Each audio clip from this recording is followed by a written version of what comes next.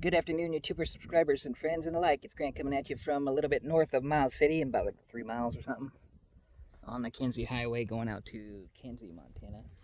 I just got done watching Bob Wells' latest video on if you're about to get evicted, the 9 steps that you should look at in terms of becoming a nomad. And I agree with the majority of what he said. I just wanted to throw it out there in a cheaper, easier version of the way to do it. This minivan, cost me $1,000 to start. I have about $1,200 worth of labor into it, repairs and labor. 500 of which was the tires, and about another 500 something in the engine, the coolant system, and stuff like that to get it going. But I figured, find something for $1,000, put my own money into it for another 1,000 or 2,000 or whatever I got to do to fix it. That way, you're not buying somebody's van for $3,000 that they figure is worth the value of $3,000, but it's a lemon, just as much a lemon as a $1,000 van is, and then you're out $3,000 and still have to make the repairs. So find yourself a deal. There's deals like that out there for really cheap, $1,000 or $2,000 right off the bat. You can talk them down. This one had a lot of problems. I was able to talk them down to $1,000. Then spent that other $1,200 so far into it. I plan on probably spending another $1,000 worth of mechanical type of stuff that I can fix as I go. So end of the day, I'll be $3,000 in the van. $300 for a foam mattress about that thick. $100 for a bed frame that sits up higher than that plastic tub. But my bed frame broke, and I just decided to leave it that way and keep the frame down on the ground. $40 for the plastic tub at Walmart. You can find different kinds.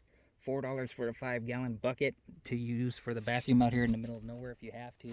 I arrange it kind of so I don't have to. I train my body so that every night at 10 o'clock at night or so, give or take, I go into town and handle my business before coming out to find a spot to sleep at night. And then I don't ever have to do number 2 out here, but I have a bucket just in case. I am out in the middle of nowhere and need something to sit on. Better than squatting. You just put a couple trash bags in there, kitty litter or whatever, and handle your business if you have to. And so I have it just in case. That's a small toilet bag to go to a gym or something at night and shower and get all dressed up, or night or day or whenever you want to do it. I'm lucky in that I got shower power from a truck stop program through Pilot, so I get 1 free shower a day from being an expediter. But most people won't have that, so that's what I say. Just take a toiletry bag that's about this big, because the more and more you go in and out of a gym and everything, the more you realize you need a smaller and smaller bag until you finally get it down to toiletry. So I'm just letting you know a heads up there on that. Your laundry costs you probably about, give or take, $10 every other couple weeks. I just plan on doing laundry every other week pretty much, and just carry maybe 7 shirts, a couple pairs of pants, stuff like that, and plan on wearing them out, and then just buy new ones as they wear out. That kind of deal, and it would save on your space. You don't need to fill your whole van full of clothes. In terms of privacy, you take a $10 roll of plastic black outdoor, the 55-gallon, I think it is, plastic garbage bags for like those dumpsters that people have. You can find them at Walmart out by the grill, by the garden center and grill section. $10 for the roll. You cover your windows with that, and then you take free cardboard from a cardboard dumpster, or you ask a local grocery store for their cardboard boxes for free. Then you take about $20 worth of duct tape, 2 rolls of duct tape, give or take, and a van this big, and duct tape the cardboard on there to hold onto the. You can see that one's coming off, but you can hold the plastic trash bags up to the window, and you'd have blacked out windows in a regular van. I would recommend keeping your van. If you're brand new to this, I would recommend keeping your van stock regular paint as it come in. Maybe fixing whatever rusty spots from wind rust damage or something like that. Doing a professional job painting and doing that and fixing it, and not doing what I did here. I did this to keep it cool on the outside of the van and for privacy, because it's legal to do so in Montana. It may or may not be legal to cover the windows in every state. But being that I'm not traveling to every state anymore, I'm just staying in Montana, this is what I chose to do for my own privacy. However, this will get the cops called on you by concerned citizens, because they think it's a reaper van or pedophile van or all that other stupid thing the news meters say. So if I were you, I would recommend keeping a regular stock minivan, just blacking out the windows with the trash bags like I said.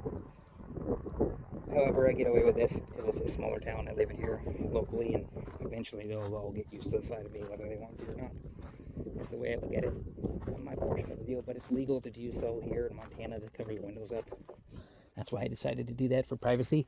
I am also going to buy for $100 worth of supplies and probably $100 worth of labor from a friend of mine helping me do it. I'm going to put up another 3/4 inch plywood wall partition here and carpet it.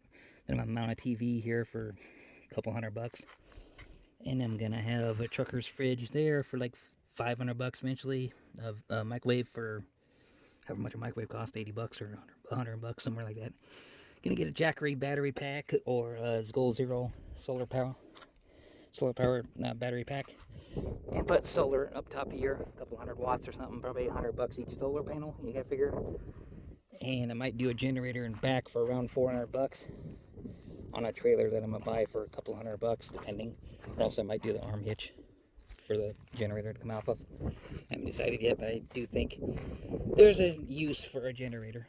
And then I might buy a portable air conditioner and a heater, stand-up fan heater thingy. One of those small circular heater deals that come up. They can run off the generator or plugged in someplace just to make a more permanent house out of it. But for the purposes of this video, that's why I'm saying you can live pretty cheap. $1,000 for the van, $1,200 for repairs. I might throw another $1,000 into it. $300 for the mattress, $100 for, or I think not even 100. It was like $40 for the plastic tote to carry my clothes around in, like underwear and socks that you want to show everybody. $100 worth of clothes. $40 for a camping chair. That comes in handy a lot. You'll learn a little more and more you're in the van, the more you live out of a van and not in it because of the temperature. And that's pretty much all you need to get started. And then I figure right now without a cooler or a fridge or anything like that, I would figure $100 a week at least. That's $10 a day, a little more than $10 a day to eat on, going out to eat. Or you average about $20 a day, 2 meals a day would be $140 a week.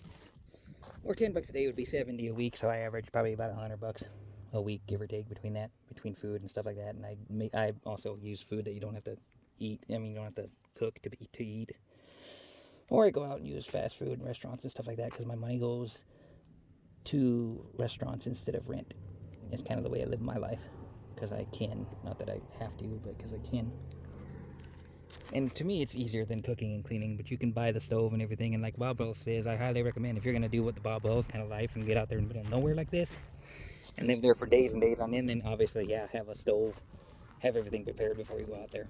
But you can get away pretty cheap by living, less than 2 miles away from town, driving back into town, and then just live there in town during the day or whatever. And I camp out here at night, not all the time, but every now and then, a couple nights a week. I come out here to enjoy the peace and quiet because that's what makes this life worth it. And, you have to budget everything you do. And car insurance wise, I just got a local quote, $269 for 6 months for 2 drivers for 2 vehicles. Most car insurance companies will only let you do 6 months instead of a year out, but sometimes you can talk them into a year out.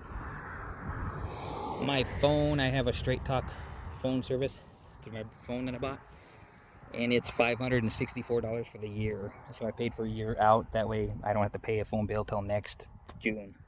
I do add it on data every now and then because of Straight Talk plan for phone service is the mid-grade plan for 25 gigabytes of data a month, and it doesn't really last me but like the second week of the month, give or take. But that's because I am off of other people's Wi-Fi and on my data more than I should be. I need to change that. I need to start using more free Wi-Fi. But you can get around that very easily by staying in town and using more free Wi-Fi. But that way, I pay my phone bill a year ahead of time, or I did anyway, at $564. That's a lot to ask for up front. But in the end, after you figure the year worth of service at, like, let's say you're paying the highest rate plan they got, $55 a month all the way through the year. I didn't pre-add that up, and I'm sure it's more than the $564. So I save a little doing that. And then I have the peace of mind of knowing I don't have that next bill to pay every month. It's just there for a year. I don't have to pay it till June of next year. Car insurance the same way. I try to keep car insurance out at least 6 months out. Preferably, if I had the money, I would do it for the year out. That way, again, you don't have to pay it during the whole year that you stay there. It gives you that year to kind of figure things out. That's what I would highly recommend, was paying that up front. So I would say, basically, between the car insurance and the cell phone, save back $1,000 so that when you leave your apartment or your house or wherever you get evicted from, you can put that $1,000 right away to your phone service. So you always have phone service for the year and car insurance. You don't have to worry about that. I have 2 vehicles. You might have noticed I mentioned that, but that's because a friend of mine uses the other Jeep that I bought that has, it's basically a 6-seater. That way we can pack our friends around that don't have vehicles, because I end up having a lot of friends that don't have a vehicle. But they need rides here and there, and we need something to do every now and then, so they pay us the gas and we go and get them from this neighboring town or that neighboring town. And then my friend is using that other Jeep because he doesn't have a vehicle himself. He's on a fixed limited income, and he had bad history with his cars blowing up and stuff like that, so he gave up on buying a vehicle and maintaining it himself. But I, am not too worried about taking care of an older Jeep that he's driving, because I make use of it too. And then we both have basically 2 vehicles between the 2 of us. But the main reason I bought it was to keep everybody out of my vehicle. So I have 1 seat in front besides myself, and that's it. And I'm going to put the partition wall up. And then after that, I'm going to have all my valuables back here, like a TV and laptop and fridge and microwave and everything that you would have in a house. So I kind of don't necessarily want anybody in my own private personal space. So to me, it was worth it to buy another vehicle and insure it and everything. And you get the 2 vehicle discount on insurance and 2 driver discount on insurance. So it actually helped it out anyway too.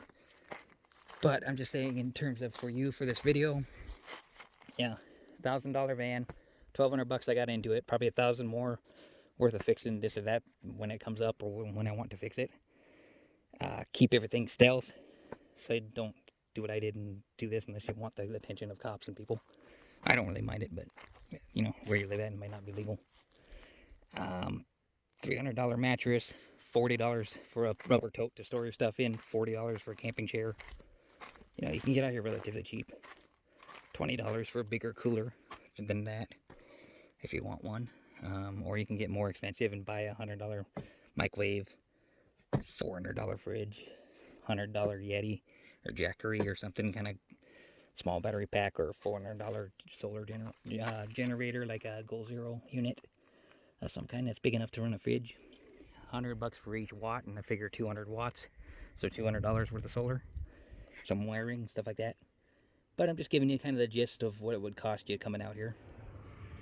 And you plan on figuring $100 a week for food, give or take, whether you're cooking or whether you're going out to eat or what, just kind of budget that in. $100 a month for gas, bare minimum, and that's if you only stay in town a little bit, and only travel out a little bit or whatever, just barely move around. Then you're probably $100 worth in gas, because you're figuring you're moving twice or maybe 3 times a day just to stay out of people's way in business, so you don't bother public businesses and stuff being parked on public streets or down by the parks and stuff like that. You can do this over free, but you need to move every now and then. So you gotta count that in for gas, but not paying rent, you can afford to pay gas. But I would say on the average, with my cell phone bill and my car insurance already paid, I could very easily get by on $600 a month. But that's just getting by, that's not actually living. Obviously I want to come out here and actually live.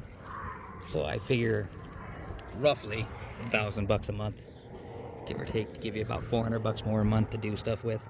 Go out and eat more, go to the movies and stuff like that when we can, go back to the movies and whatnot after this pandemic is over. And living in this pandemic, I do have to say, kind of sort of sucks, because some of the malls are closed. You can't go to a movie store or movie theaters anymore,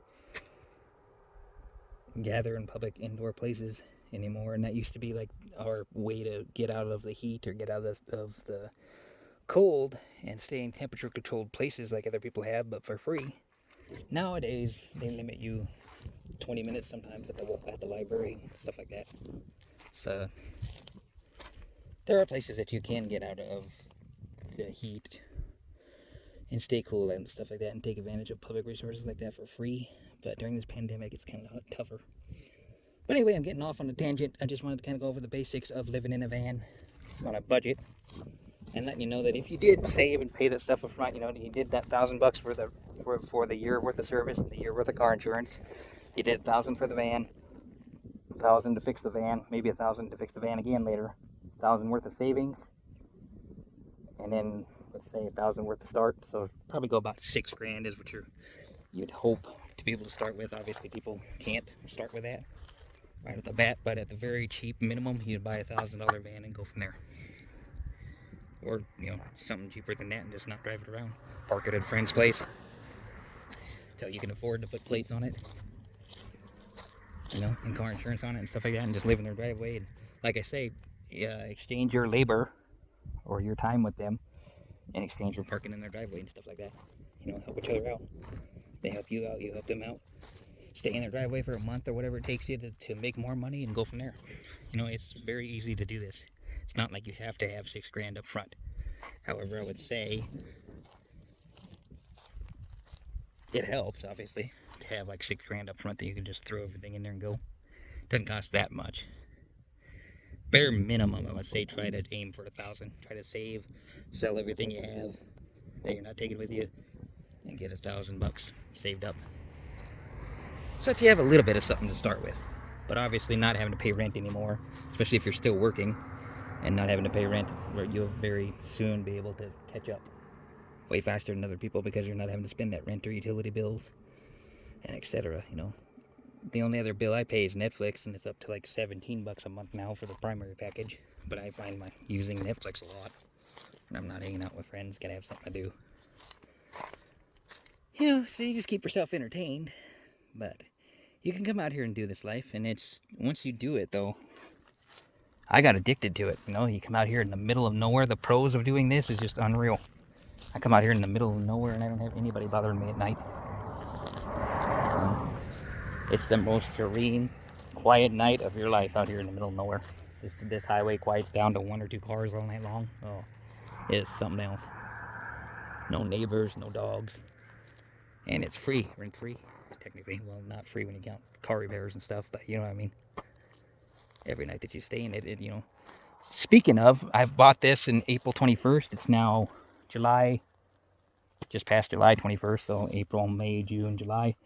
4 months I've been in this, give or take 3.5-ish months, because I stayed in some hotels here and there. But it's more than paid for itself. That's $4,000 right there. I would have to spend someplace else. Rent and utilities alone. You know, $4,000. And I only have $4,000 in the whole setup. Right now, not even that. I got about $3,000 into this whole setup, counting everything: my clothes, the chair, the bed, the van, the repairs to the van, all of it. I would say I have about $3,000 into it in total at the moment, and I've lived here for 4 months, including food, laundry, your cell phone bill, your car insurance, all of that, all included. I got about $3,000 into it, and I've lived for 4 months worth of $4,000 worth. So I'm actually ahead by about a month worth of living. You know, you figure $1,000 a month in just rent and utilities in a normal place, not counting your food and etc. In most places, because you're looking at rent at like $600 a month for a cheap place, plus utilities. You know, and all your utilities end up being $300 or $400 a month just for the utilities, for water and sewer and garbage and all that crap, gas and electricity and all that. This is paid for itself over and over, and it will. That's the best part. It will continue to do so as long as I keep up on the repairs. Getting a tune-up on her probably this week, if I can, depending. I have insurance and some other stuff I gotta pay, but I'm pretty sure I'm gonna do a tune-up on her. Stuff that I don't have to do, but I'm going to do to maintain my house. You know, you just keep a repair bill in mind, because things do break down, but just like living in your house, you'd still have to repair your cars on occasion when they break down. So there's no difference. I wouldn't recommend going with at least a minivan. Not going with a car, because a car limits you where you can park at night without people seeing you all the time. I would go with a regular stock minivan with blacked out windows. That's your best, cheapest option. However, you can go a step up from that and do the cargo van, which will give you a little more room. Maybe put a recliner in the cargo van or something. Or, you know, if you're going to just stay in one town, that's it. That's all you're ever going to do. Live and work and stay in one town and just stay around the edges of that one town. I would highly recommend going with a high top van of some kind or another, like a step van or a Sprinter or something like that. That's high up that you can have the space to walk around in, because trust me, your world will get a lot better if you have the space to walk around in instead of crawling around in this. I, however, chose this minivan for the cheap version of it, but mainly because every 3 days it seems like I have some wanderlust about me where I have to get on the road and drive somewhere, and that adds up real quickly if I was driving around in a high-top van. So I chose to go with the medium in terms of comfort versus fuel economy. So I chose to deal with crawling in and out of the van in exchange for the fuel economy that this gets compared to driving around a high-top van. But if you're going to live just in one town and not travel the country, etc., I would highly recommend the high-top van. If you're going to live traveling the country and seeing all the sights and everything, because that's the other added benefit of doing this life, I would highly recommend getting a minivan, because these things are pretty damn good on gas. This one does 17, 18 miles a gallon, give or take. And you can move it around and keep some of the seats in there if you wanted to take people with you. You can make ways to have a portable bed that you roll up at night and take people with you if you want, cross country, using a minivan. So they're pretty handy to have overall. I would say do this over living in a car or a pickup or something, but the next best step up from this would be a cargo van, because it gives you a little bit more room and a lot more privacy, because all the windows would be covered up in a cargo van. Versus this has the windows, but in this particular one I covered the windows up anyway because I live in Montana. I'm not planning on taking it out of Montana anymore. She's just going to live in Montana. And knowing that, that's why I covered the windows, because it's legal to do so here. It's not legal to do so in every state, and I would not recommend doing this if you're going to go around country with it, because you will get a lot of cops continually talking to you the further and further you get away from your home state. Like this one had so far anyway until I changed the plates, South Dakota on it, and if I get much further away from South Dakota, I'm going to have every cop and their dog checking me out. If I went to Idaho and it had South Dakota plates on it, cops just automatically assume you're up to no good in a van like this with out-of-state plates. So you have to watch what you're doing with this, and I would not recommend doing this. I would recommend going the stealth route and just keeping your van as stock as normal and just blacking out the windows with a cheap, easy solution like the trash bags. If you're going to live this life. If you're brand new at living this life. If you're not brand new at living this life, I'm 6 years in, I don't care anymore, because I've talked to a zillion different cops here and there.